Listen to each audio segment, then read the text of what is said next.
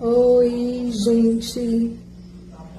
Então, tô aqui depois de quase um mês que eu fiz preenchimento labial. E aí teve pessoas que me perguntaram o quanto você gostou.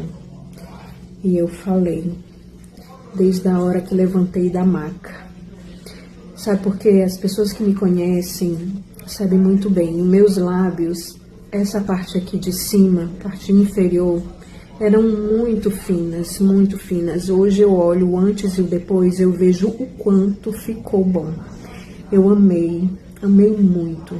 Quero agradecer a professora Grazi, lá do FINASSE, que foi ela, junto com o meu amigo e parceiro Renan, que fizeram os meus lábios.